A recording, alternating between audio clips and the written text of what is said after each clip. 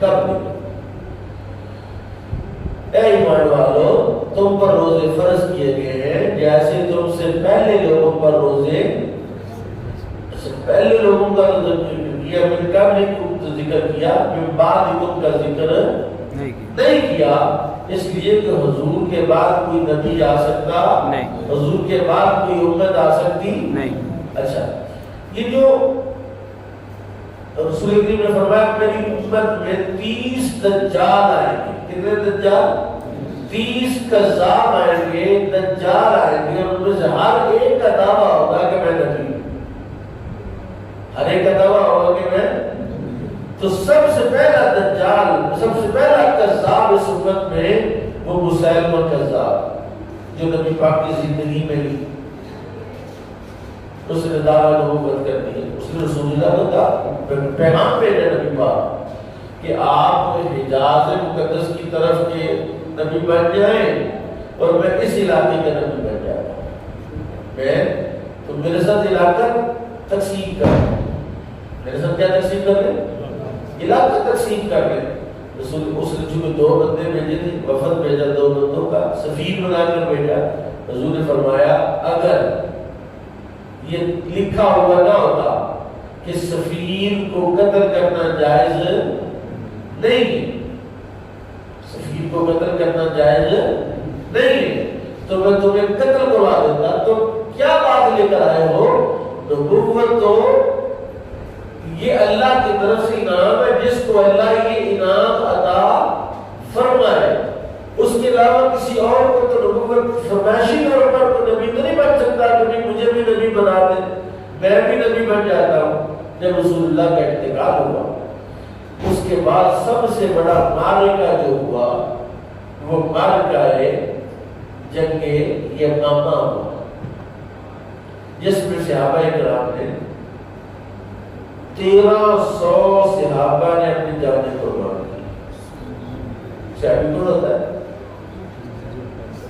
صحابی وہ ہوتا ہے کہ جس کی ایک مٹھ جو، ایک مٹھ جو کے برابر ساری امت کے سارے لوگ اپنا کل مال بھی صدقہ کریں، ان کا کل مال صدقہ صحابی کی ایک مٹھ جو کے برابر نہیں۔ صحابی کی جو عمل ہے، صحابی کی جو نیکی ہے، اس نیکی کا ریٹ اتنا ہائی ہے، اس کے صدقے کا ریٹ اتنا ہائی ہے کہ کوئی اس کے ایک مٹھ جو کے برابر کسی کا صدقہ نہیں ہو سکتا، اس کی ایک نماز کے برابر کسی غوث قطب ابدال کی نماز نہیں ہو سکتی، اس کے روزے کے برابر کسی کا روزہ نہیں ہو سکتا، اس کی زکوٰۃ کے برابر کسی کی زکوٰۃ نہیں ہو سکتی، اس کے عمل کے برابر کسی کا عمل نہیں ہو سکتا۔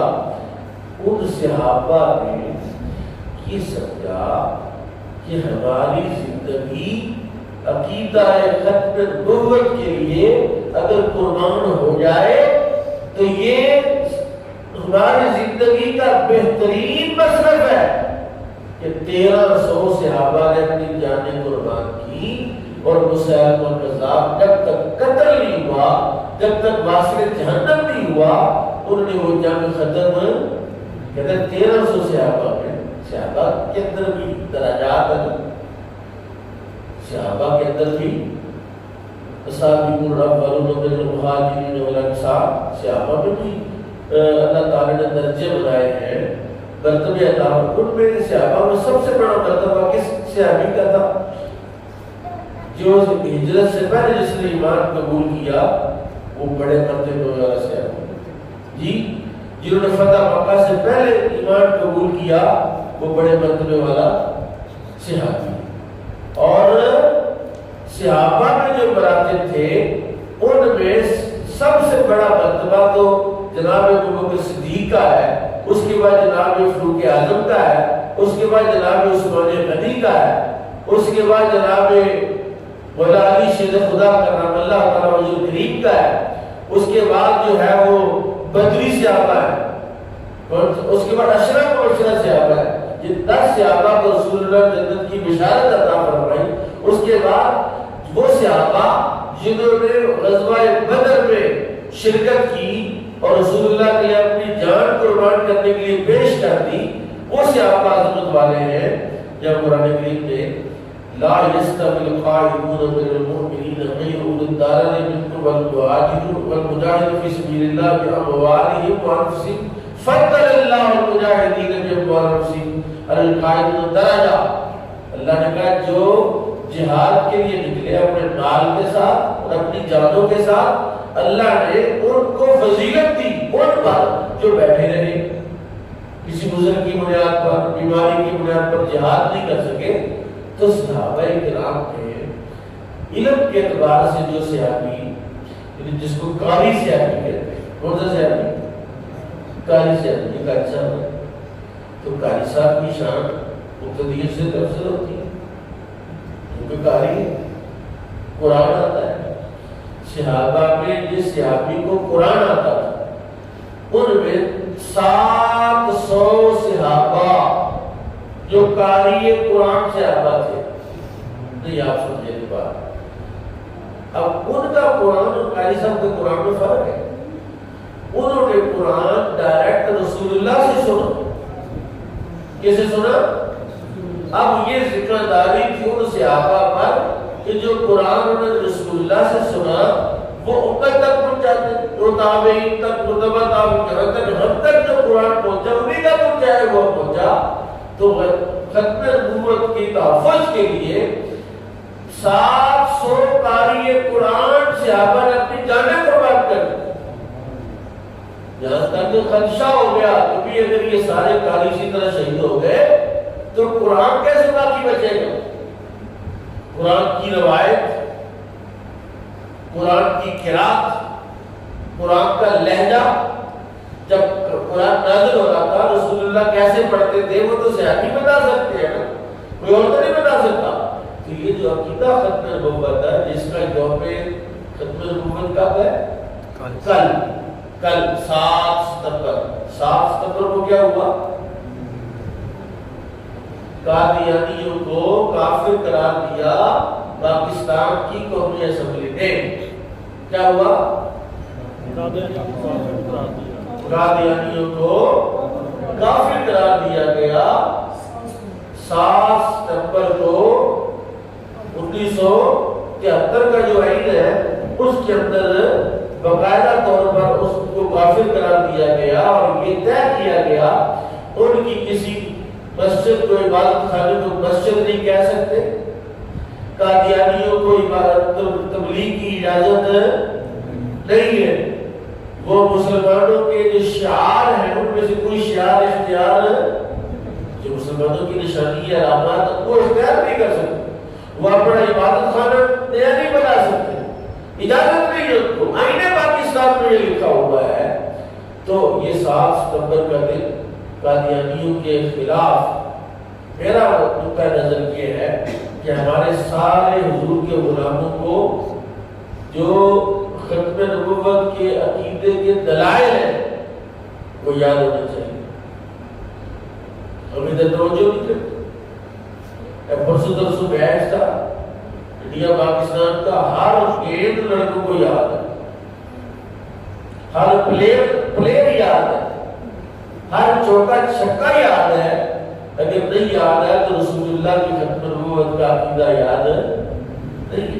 میں چند ایک عقائد جو مرزائیوں کے ہیں وہ آپ کی خدمت میں رکھتا ہوں. جو مرزا تھا اس نے جب نبوت کا دعویٰ کیا وہ منشی تھا ایک عدالت میں، ہے پڑھا لکھا تھا، بڑا شعار چاتر چلاک تھا.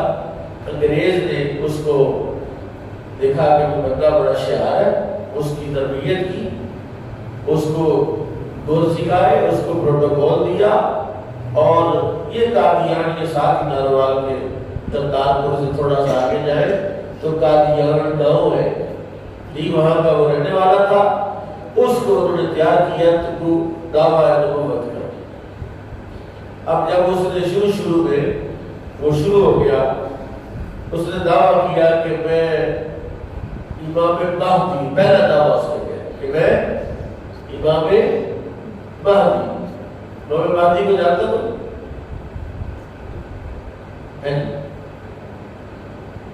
وہی امام مہدی علیہ السلام وہ ہے جن کا نام ہوگا محمد. کیا نام ہوگا؟ ان کا نام ہوگا محمد. ان کے ابا جی کا نام ہوگا عبداللہ. ان کی والدہ کا نام ہوگا آمنہ. وہ صحیح النسب سید ہوں گے، رسول اللہ کی اولاد اور آل میں سے ہوں گے، اور وہ قرب قیامت کی نشانیوں میں سے ایک نشانی ہوں گے.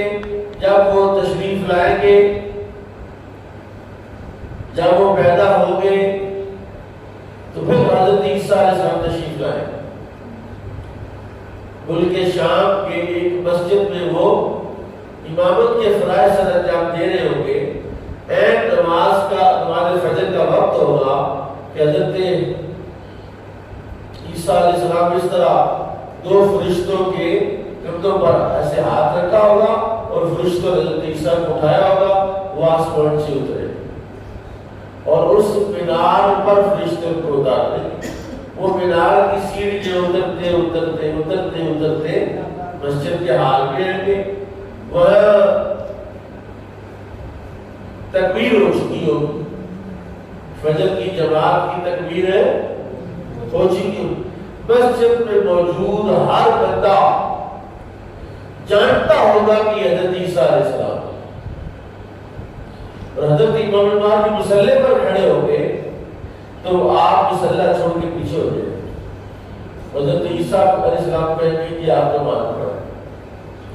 تو حضرت عیسیٰ علیہ السلام فرمائیں گے، ارشاد فرمائیں گے، اللہ فرمایا میں اب نبی بن کے نہیں آیا بلکہ میں امتی بن کے آیا. میں امام بن کے نہیں آیا بلکہ مقتدی بن کے آیا.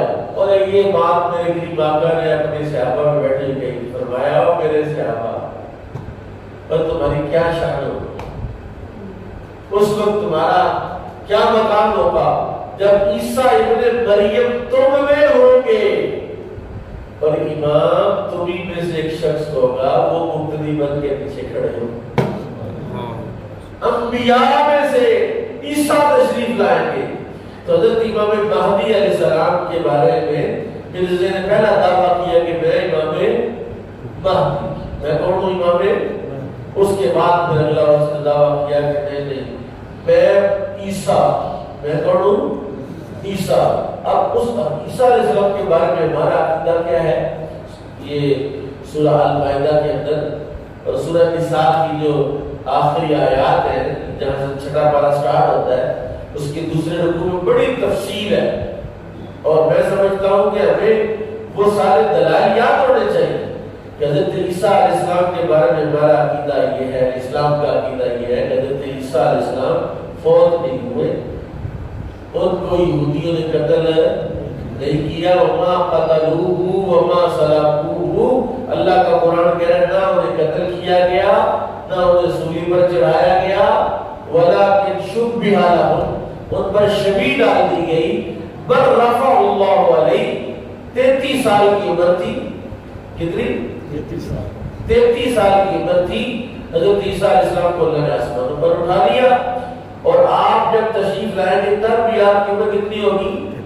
33 سال. سیریان سٹارٹ ہوگا اور 40 سال یعنی 7 سال آپ تشریف فرما رہیں گے دنیا میں، اور 7 سال کے اندر پوری دنیا میں اسلام کو غالب کریں گے.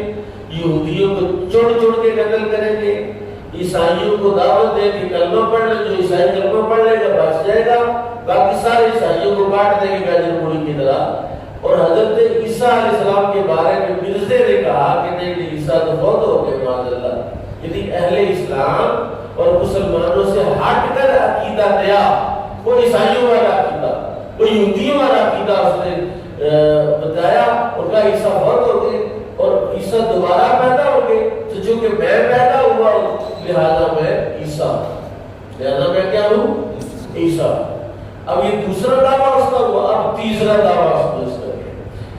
عیسیٰ سے آگے بڑھ کر کہا کہ میں ہی محمد ہوں. میں کون ہوں؟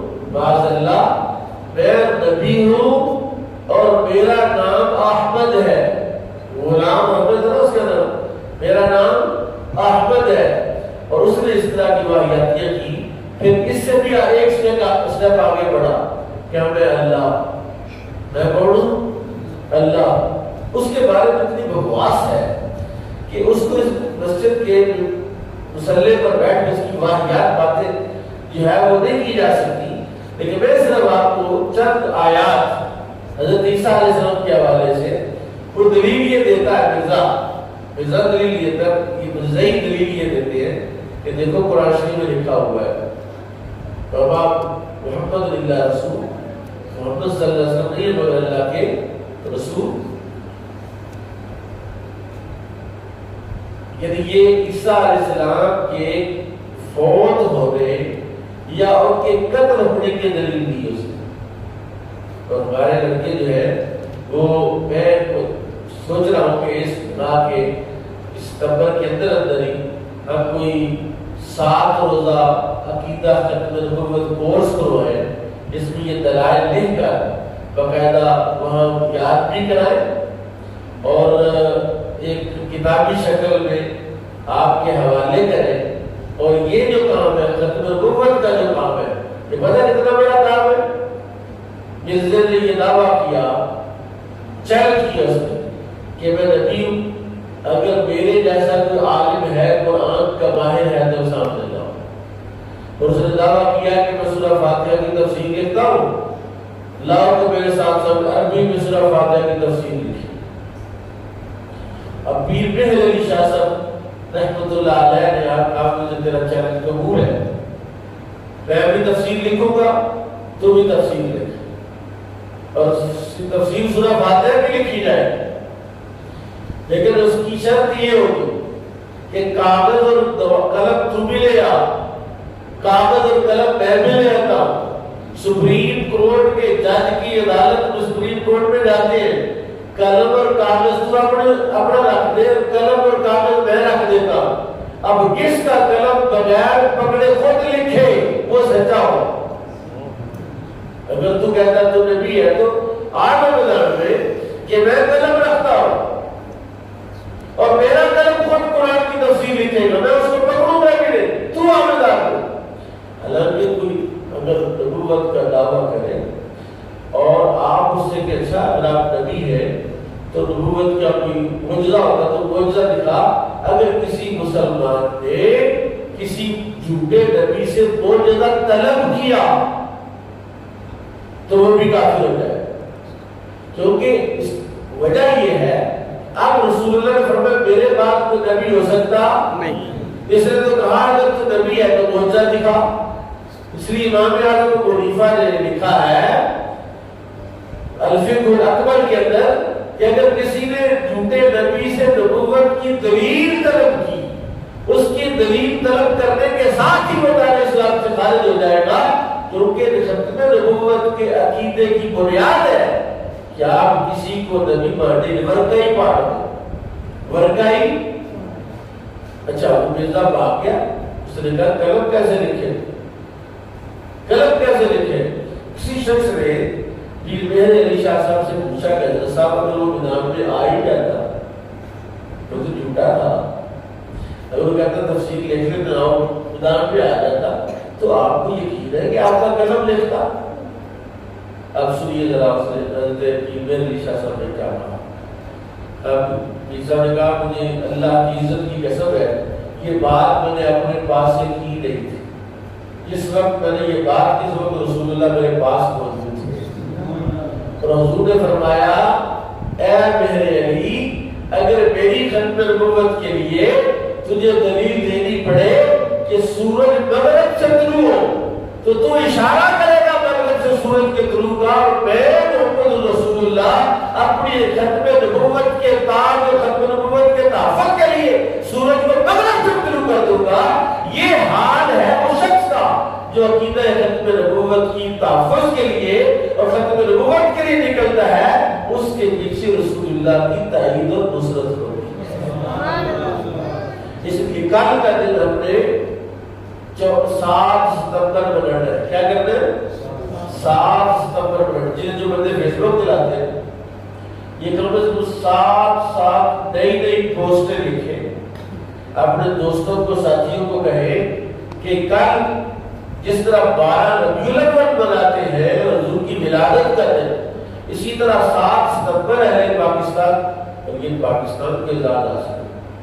یہ پاکستان کے علاوہ 57 اسلامی ملک کے ٹوٹل، ان میں کسی اور ملک کو یہ اعزاز نہیں ملا، کسی اور ملک کو یہ سعادت نہیں ملی کہ اس کی اسمبلی سے رسول اللہ کی ختم نبوت کے تحفظ کے لیے کوئی قانون سازی ہوئی ہو۔